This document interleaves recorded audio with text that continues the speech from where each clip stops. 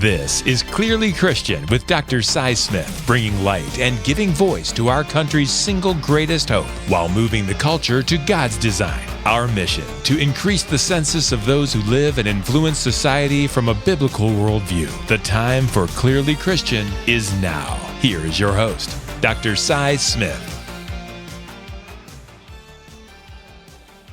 Hi, I'm Dr. Cy Smith, and this is Clearly Christian, a podcast about what it means to see the world from God's perspective, and then the impact this has on training the next generation to live a life consistent with a biblical worldview.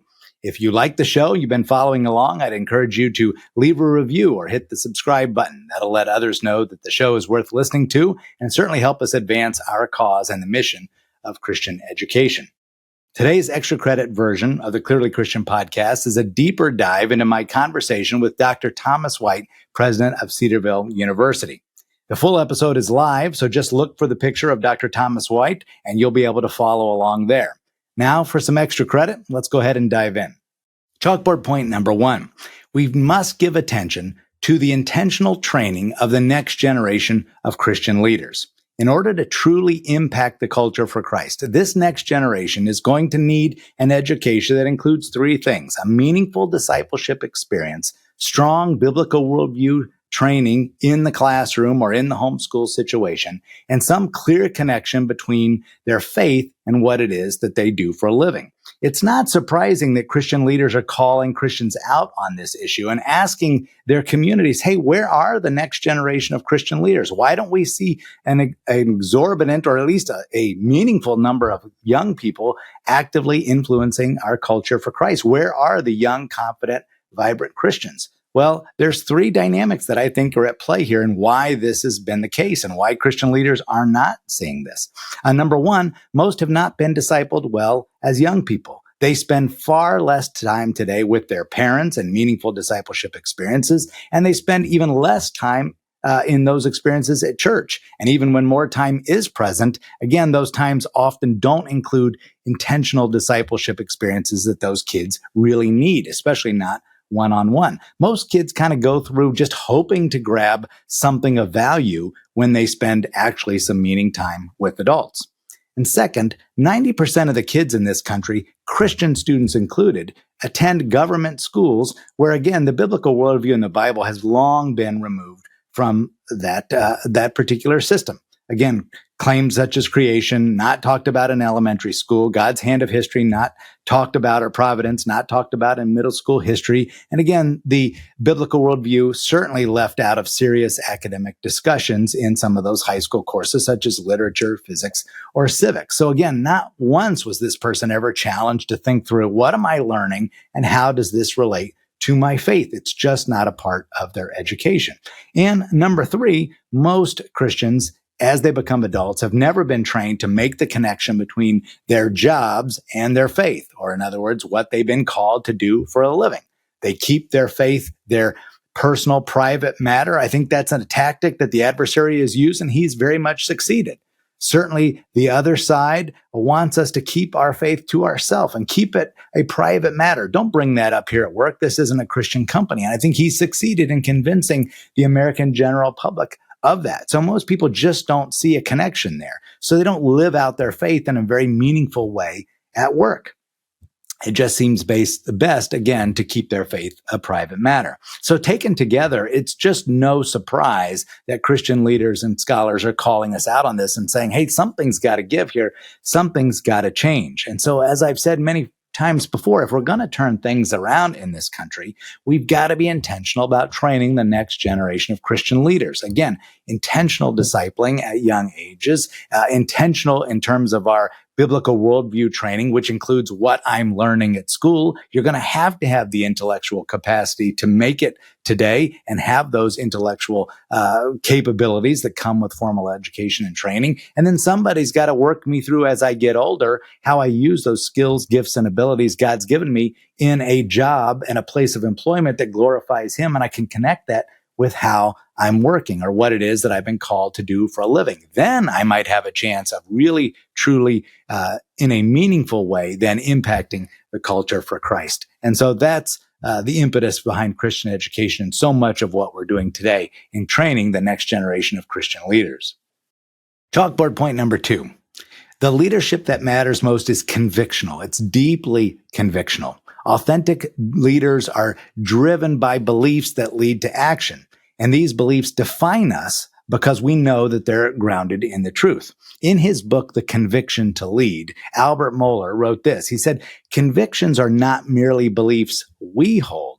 They are those beliefs that hold us in their grip. Without them, we wouldn't know how to lead. I love that idea. I think he's spot on. This isn't something just I believe in it. I hold this belief. It's something that actually holds me. I'm defined by it. I wouldn't even know how to exist apart from this conviction or this belief.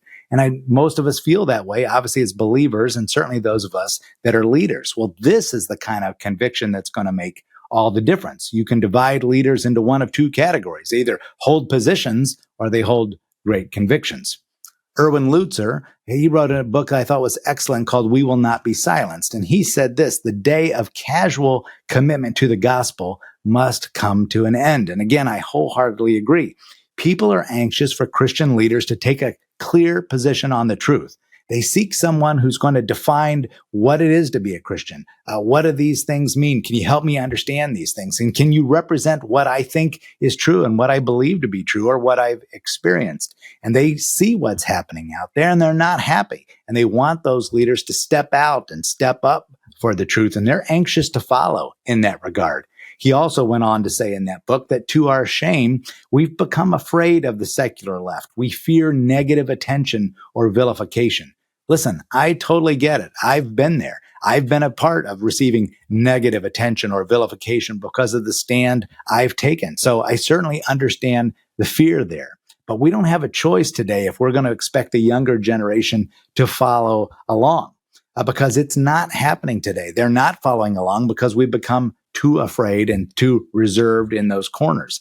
That's why we have a huge chunk of people out there that have no confidence in defending their convictions. Therefore, they don't want to step out and say those things. They've had zero intellectual training to compete on that public stage and to say, hey, I'll just step back. I'm not exactly sure what I believe and why I believe it. I think this is true, but I've never been trained in it. I've not been educated in it. I've not been discipled in it. And I've never really talked about it to anybody at work.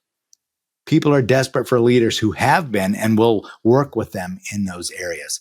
We've got to courageously stand against the pressures of our culture that seek to compromise our message and silence our witness. I would totally agree with Lutzer on that point. So in short, we absolutely must lead with conviction. I'd encourage you to do so and look into this further as you lead for Christ in our culture. Thank you, audience, for joining me today on the Clearly Christian podcast. And I trust that now you know more about training the next generation to truly have an impact for Christ and training the next generation to be Christian leaders in our world. It's so desperately, desperately needed.